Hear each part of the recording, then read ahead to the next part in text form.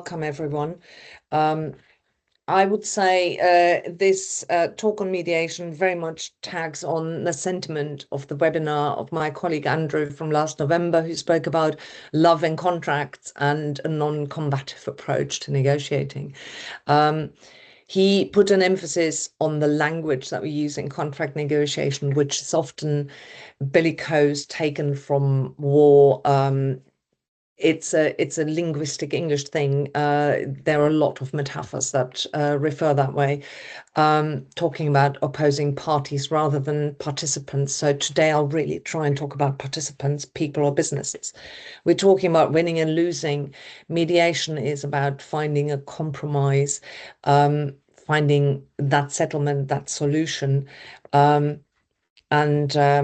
I really don't want to call it a truce. We often also talk about entrenched positions, again, referring to war. So because we're looking about resolution of conflicts and getting the participants unstuck, I will move my language and my metaphors as far as I can to the natural world of plants and medicine. So I'm going to talk about roots and injuries and potentially even surgery.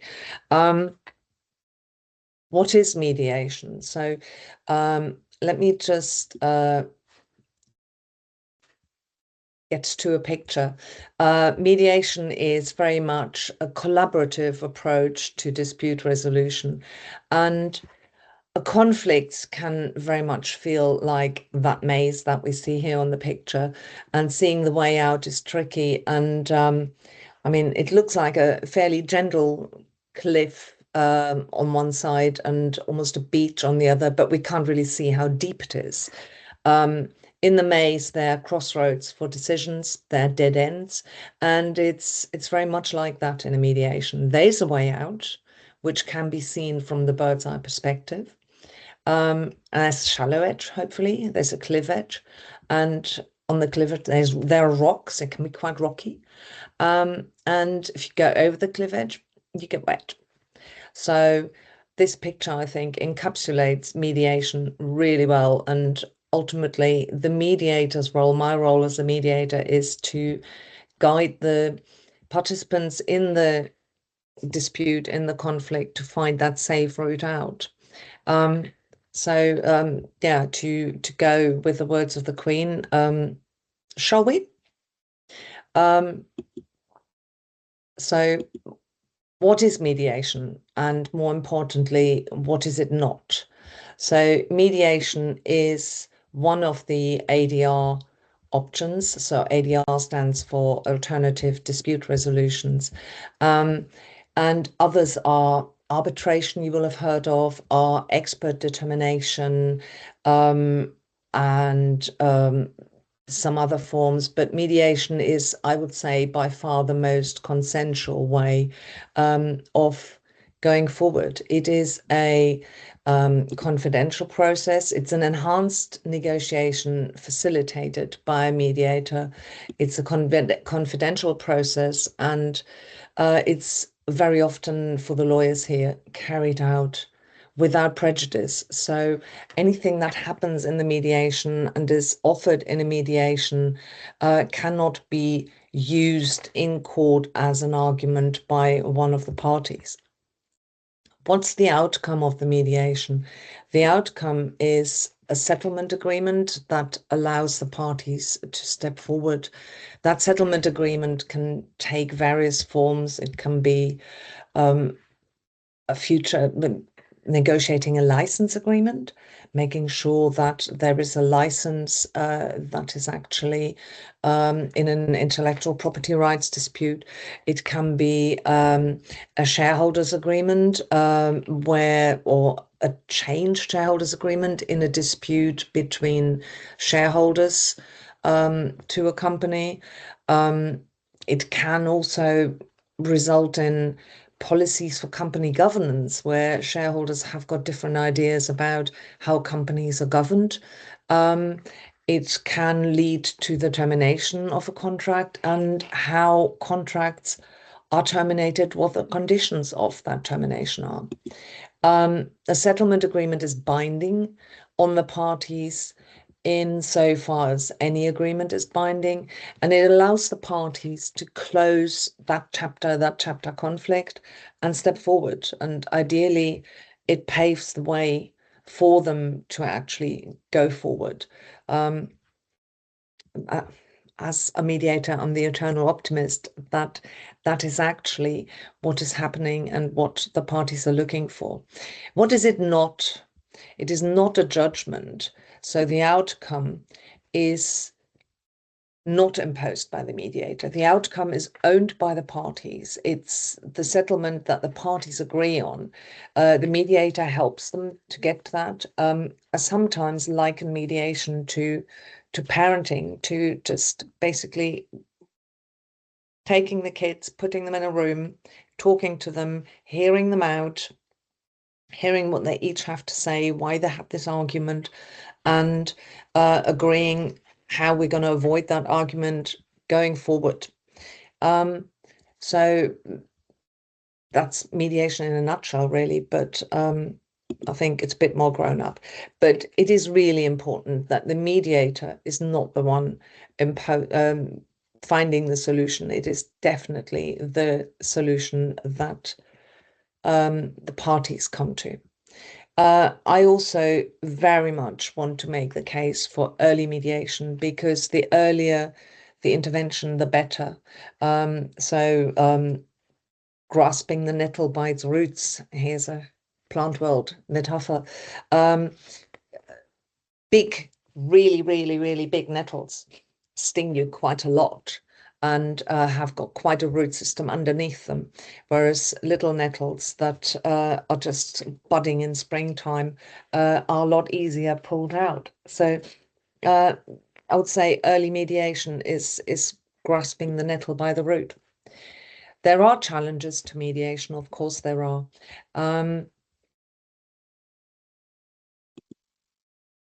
Whoops. I think we need to go back to the challenges. For some reason, they're not appearing here, but they will be on the complete slidesheet. So adoption is one. Are the parties ready to go to mediation? Mediation used to be optional, but now courts can actually mandate partaking in alternative dispute resolution. So in the Churchill case in 2023, a judge held for the first time that the court can actually lawfully stay proceedings for, or even order the parties to engage in a non-court-based dispute resolution process, and that very often is mediation. So let's just quickly go through the challenges. Adoption is one, the buy-in, skepticism towards mediation, it can hold the parties back. Participation in mediation is voluntary, and if one of the participants is not turning up to mediation, the other can't really do very much. Whereas in contentious litigation, if a party is not turning up, the trial still goes ahead. So that can be quite tricky. The mediation process, I really don't know why these slides are not coming up. The mediation process, let's just quickly go back to that. I'll run you through it briefly. The parties appoint a mediator jointly. So that's where the first consensual element comes in.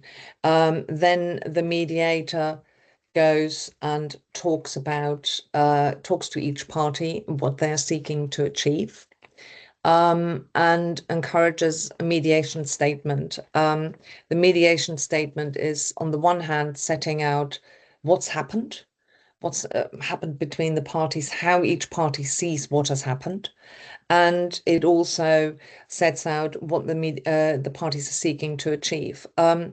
I actually call it sometimes a wish list. What do you want and why do you want it?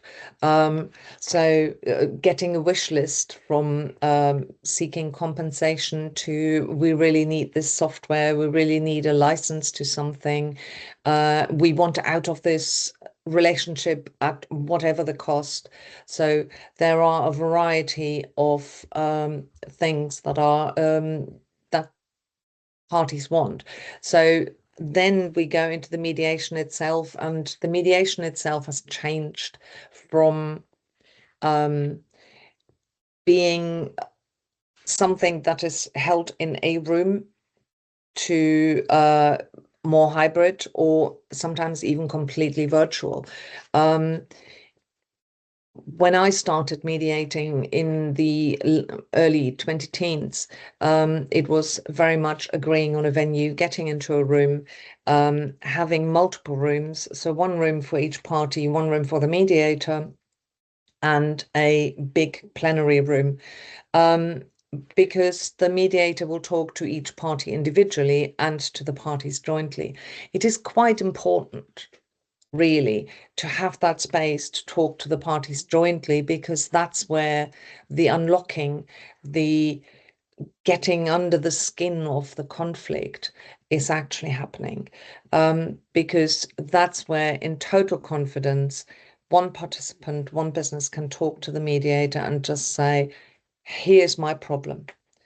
Here's what really bugs us. And very, very often, there's more coming out in these individual sessions than there is in a joint session, because in a joint session, there is the other participant listening. There is the emotion, a totally different emotion in the room. And mediation very much is a mechanism to de-escalate. And when there's a joint session, escalation can come back into the room. But eventually, once the parties have spent time individually talking to the mediator, maybe have talked together with the mediator in a facilitated session, and then have had some insights and have the need to go back to individual sessions, that is possible. And the mediator can also do some what we call shuttle diplomacy, going from one room to the other and relaying messages, hearing, holding up the mirror and saying, what would you do if you were in their shoes? So going very much in that direction. And I'm coming back to the benefits of mediation. So hard and soft benefits. Hard benefits are very much the transaction cost economics, the cost efficiencies. So how much does it cost actually to do business? And mediation is very, very cost efficient. We have got the hard benefits, I would say, are the measurable data-based benefits. And the costs are hugely reduced by mediation. So mediation is cost efficient in comparison, definitely, to contentious litigation. The need for barristers and legal opinions is very much limited. They help with positioning and legal argument, but we'll see that that's just one and probably the smaller part of the equation in a resolution. And the biggest cost saver is time reduction. Time is money. The cost of money over that time and interest and the time spent on a litigation, the number of people involved, their time in a contentious litigation is a multiple of that of mediation. And also interest, because of the time that it takes for a claim to go to court. You are easily a year and a half further down the road. In all that time, potentially interest can pile up. So the soft benefits include preservation of relationships, future orientation, and also reputational advantages. Mediations do often end in a handshake rather than turning away and one party going left and the other participant going right. So it's very, very much future orientated. a mediation also has a reputational advantage because of the confidentiality of the process. There's no public knowledge of what's gone on behind closed doors. So there's no public naming and shaming because of the confidentiality. And finally, there are systemic benefits. Mediation is a sustainable way of dispute management, and it does not add to the number of court cases. So just very briefly on that number of court cases, it's and also numbers on mediation. So the total numbers or value of mediations carried out in 2024 was £30 billion, according to the CEDA mediation audit. And the savings achieved by early resolution through mediation is approximately £8 billion. That's a huge amount. The success rate of mediation is roughly 80%, 87% of disputes end in a settlement, 70% on the day and 17 soon after. So if you count having a heads of terms on the day as settlement, that's in the 70%. So let's come to the role of the mediator. Again, so the role of the mediator is reassurance, to create a safe space for each participant. It's making sure that the participants can actually share what is really, really important to them. And sometimes, as I said, that can be an apology. That can actually, so it's extracting the objectives of the participating businesses and persons. And that apology, sorry, we got this wrong. We're sorry that it went this or that way, can mean a lot more than damages, than money. But it could also be in a shareholder dispute, I don't want to work with that person anymore. I really need to find a resolution how we get a shareholder to exit. It can be we need this software. We need this particular license for our business to go forward. And uncovering the real cause of the conflict. So the real cause of the conflict can be, for example, a contract that has actually been based on missing or wrong assumptions. And that needs to be fixed. So wrong assumptions can lead to spiraling cost, can lead to something actually not being deliverable. The role of the mediator is also enabling the conversation just among all participants. So very, very often the dispute, the festering of the wound, the first sort of wound that gets a bit of dirt in it, is between project leaders, for example, where one says, no, we thought this was going to be this way. And the other one goes, no, contract says it's that way. And that's what we've based our assumptions and our solution on. I'm talking mainly from IT disputes here. And the dialogue that the mediator facilitates is designed to create the space to break that cycle.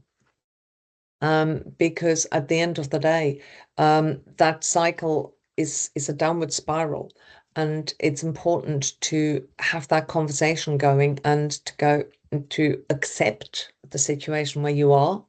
Acceptance is very important here, and to then get the ability to move forward from there. And finally, the mediator also has to look at power imbalance, where an SME has a dispute, a small company has a dispute with a big corporate. In a contentious litigation, the big corporate has got a lot more resources and a lot more money to throw at the situation, whereas in a mediation, the mediator is more looking to create an equal playing field. A judge is not I wouldn't say interested in that, but if you're in a contentious litigation, the power imbalance is a lot more evident. So that is very much the role of the mediator. And finally, in all of this, de-escalating the conflict, just taking it a step back, having a look at what does it actually mean? Emotions, those pesky emotions, dealing with the root causes of conflicts and disputes. So the root cause of conflict and dispute are very much often unmet expectations, breakdown of communication, just not talking about what's going wrong, and that leading to the escalation of problems. So if expectations are set out, for example, in an RFP, then these expectations, a supplier will respond to that RFP and will make their own assumptions. The assumptions will be seen, but at the end of the day, there is often a lot of tunnel vision in each participant. That's what they had in mind, a lot of blind spots, and unmet expectations can be blind spots, and uncovering those blind spots is crucial. And I would say underlying all of this, the pesky emotions, often is fear.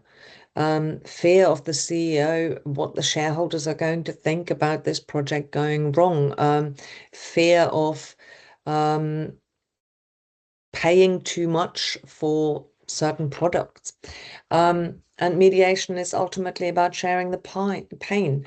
So unlocking that deadlock and looking forward, providing that platform where each participant can be heard.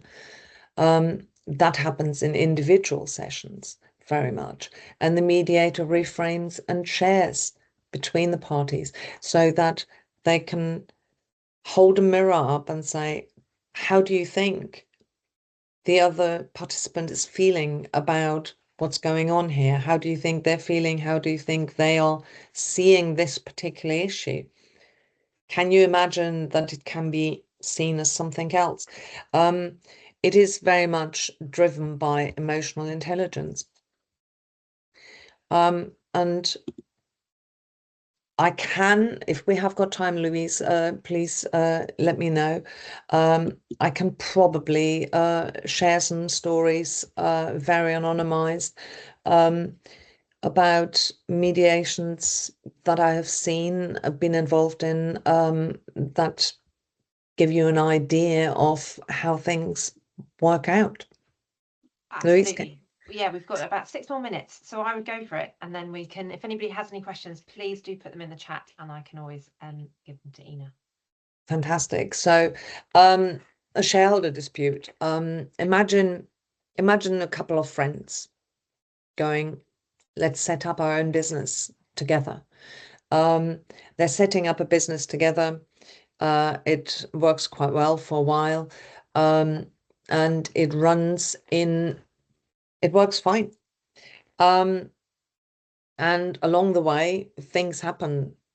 They've incorporated a company without even actually getting to a shareholders agreement because, hey, we're friends. This is going to work. And next thing they know, they have got a different approach to publicity. What should go public, what should not go public. They have got a different approach to how they're pitching to clients, how much profit they need to generate from every single contract that they have, and roles and responsibilities. And none of that has been agreed. So shareholders go and try and negotiate a shareholding agreement. In that, the difference of approach becomes ever more evident, and the whole thing escalates, and one of them decides, I'm just not interested anymore, and I'm not going to talk to you anymore. And just go silent. Maybe even go off sick. So what do we do? The business has to run. There has to be a forward-looking sort of process, and eventually one of the shareholders goes, let's just try and mediate, at least getting to a shareholders agreement. So the outcome of the mediation is very much envisaged to be a shareholders agreement. The mediator comes in, talks to the parties jointly, and then separately, and eventually it becomes quite clear that one of the shareholders says, or both actually say, I don't want to work with the other person anymore. But at the same time, I want to still be part of the company. Your hand's up. Yes, I'm just thinking we've got 3 minutes to go, and Glenn Chapman has got a very interesting question on the chat. Okay, let me wind this up for 1 second. Yeah. So in the end, the outcome that was envisaged was a shareholders agreement, but it ended up with a separation and a settlement for one shareholder to exit the business, and they all walked out of this with their head held high. However, it was tricky. It was very, very tricky because it was very emotional and emotive because it was friends. Louise, over to you. Yes, Glenn asks, how would you steer a large corporate to mediation when the odds are more favourable to them in litigation? Oh, that's a tricky one. Time. Time is a big one. If odds are more favorable in litigation, that's an interesting one, because if there is a lot gone wrong, then the question is, how do you actually negotiate with a large corporate? How do you steer them towards mediation? I would definitely pull the Churchill card and just say, before we get to litigation, firstly, we're going to lose a year to a year and a half. For a bigger claim, it takes about 70 weeks to get to court, to a hearing. And I would just say a court can well stay the proceedings to get us to engage in alternative dispute resolution. So why don't we start with that and take that shortcut and see how we can actually resolve this? It may well be that concessions have to be made. I mean, mediation is, at the end of the day, a settlement and trying to get a balanced outcome. But if you know that the odds are stacked against you, you need to think about what you are willing to concede in mediation as well.